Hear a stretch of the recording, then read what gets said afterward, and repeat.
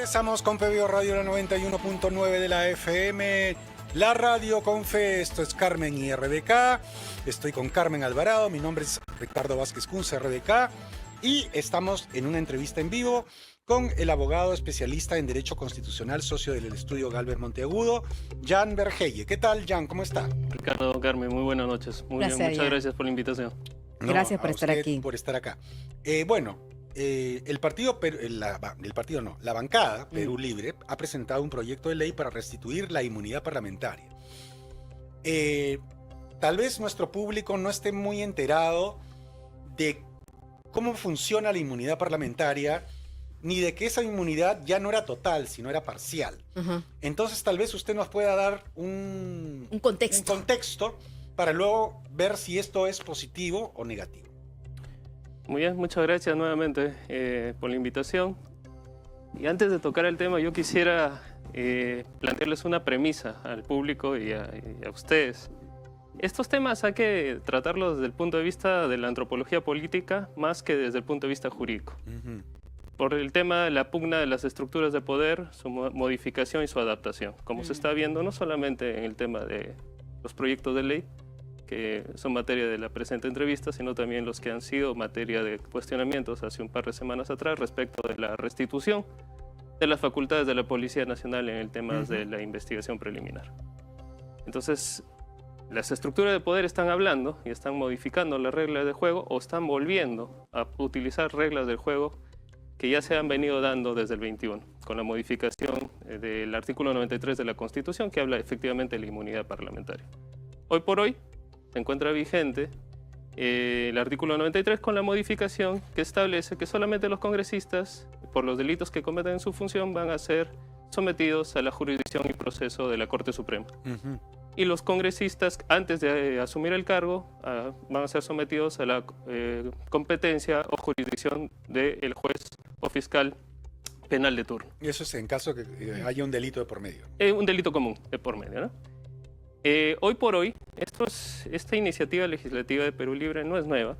El año pasado, en agosto, el congresista Soto también ya presentó un proyecto de ley, el 56-52 del 23, si mal no recuerdo.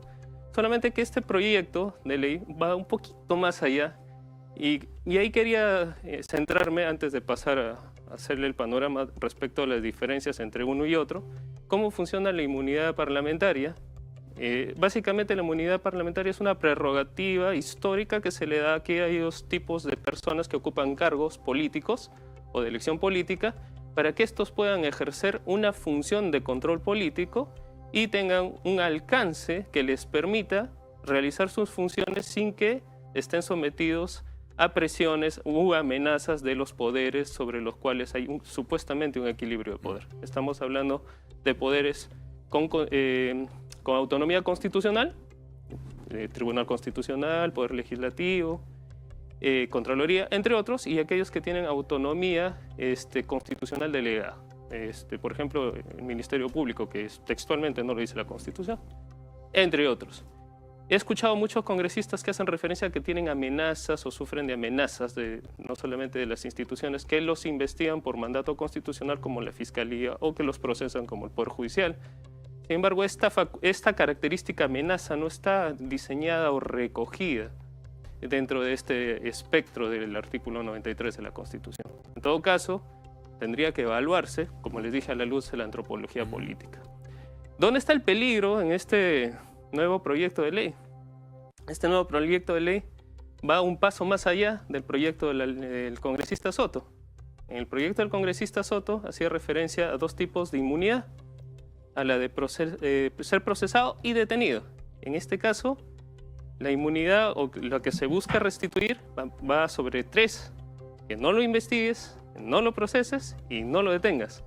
O sea, una impunidad total. Y aquí hay algo más, Ricardo, un agravante.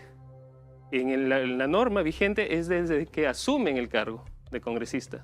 En este proyecto de ley, desde que son elegidos, hasta un año después de haber ejercido función. Hasta un año después todavía. Eso le da la posibilidad, si es que ha cometido algún tipo de delito, más allá de que prescriba, de que tenga la oportunidad hasta de huir del país, y aquí no pasó absolutamente nada. Exactamente, y es por eso que les decía que el análisis no debe hacerse desde el punto de vista estrictamente jurídico, sino desde el punto de vista antropológico, político. ¿Por qué? Porque este es reflejo justamente de lo que ya mencionó Carmen.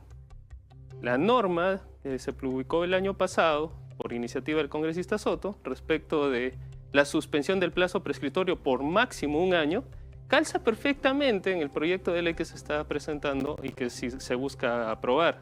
Coincido con muchos juristas, no solamente de orden penal y constitucional, que este proyecto de ley sí es peligroso por cuanto tendría visos de favorecer no solamente a personajes políticos que se encuentran huyendo de la justicia, sino también a aquellos congresistas que están siendo sometidos a procedimientos ante la Comisión de Ética y otros fueros dentro del ámbito parlamentario, que los cuales hasta la fecha no encuentran eco o respuestas, ya sea por conformación, lamentablemente el fallecimiento de un congresista la semana pasada o en estos días en la ciudad de Cusco, entre otras justificaciones que hacen impracticable que se sancione a un congresista o bajo el amparo del reglamento o la famosa o llamada cultura o casuística o costumbre parlamentaria.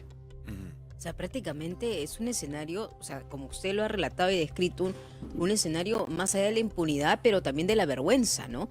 Y también hay que ver por el lado de Perú Libre, porque son varios los congresistas ahí que están involucrados, y tengo entendido, no solamente en la Comisión de Ética, sino también en investigaciones paralelas. Más allá de Perú Libre, me parece que alcanza a casi todo el Parlamento, claro. Ricardo.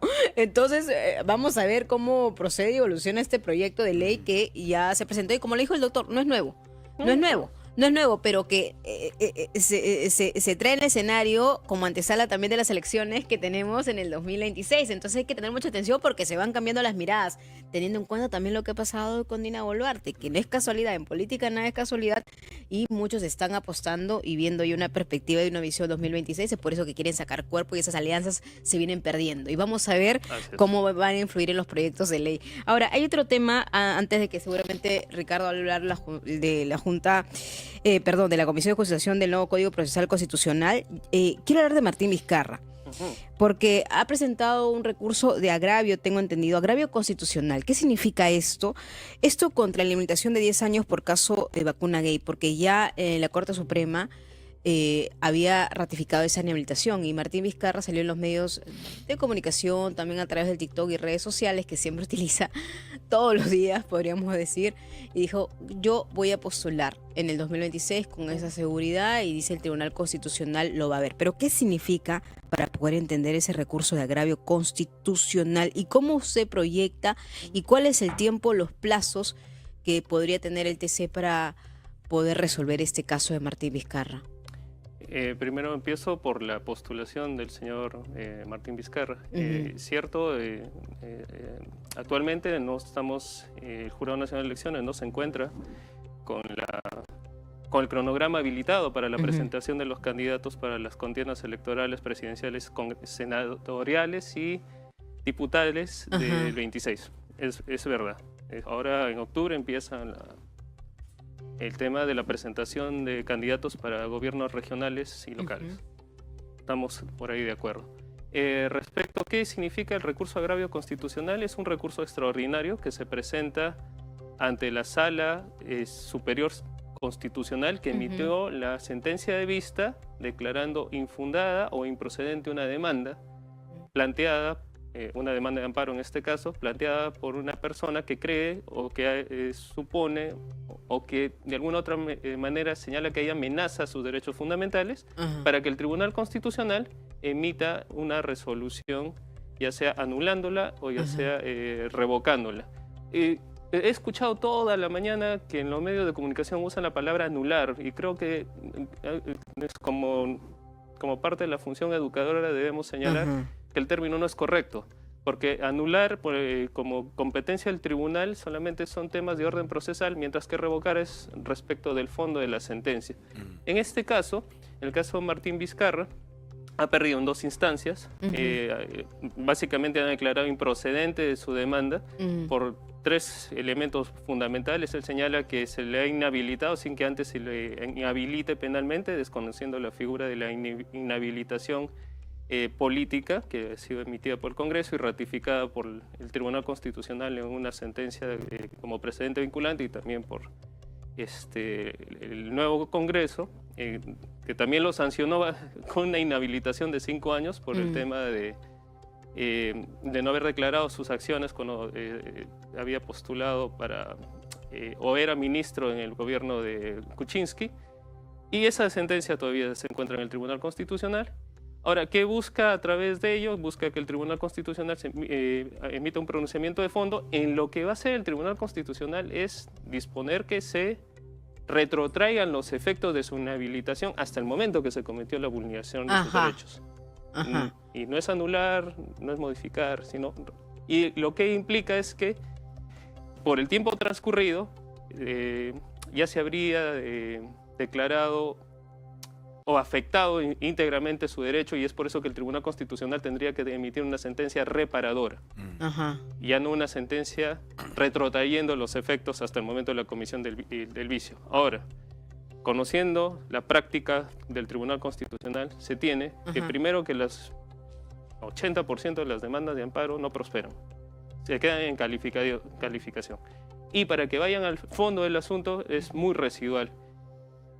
Por cómo ha planteado los derechos vulnerados en la demanda, yo considero que, y como ha habido el debate en primera y segunda instancia, donde ha habido varios jueces que han votado, por algunos por declarar la improcedencia y otros por la nulidad, yo creo que va a haber discordia en el Tribunal Constitucional, y sí, yo también le auguro no un futuro bueno a este recurso de agravio, pero yo le planteo a los televidentes que también hay una posibilidad que el Tribunal Constitucional acumule 2 procesos que tiene Martín Vizcarra, y que sería saludable, por lo menos académicamente y procesalmente, ver cómo este Tribunal Constitucional resuelve un caso de mayor envergadura, porque con esto cierra ya las filas, no solamente al señor Martín Vizcarra, sino también a aquellas personas que están buscando postularse para el 2026. Qué importante es. Bueno, lamentablemente no... Estaba muy interesante. Así es, el tiempo se nos ha acabado, nos faltó el tema de la JNJ, pero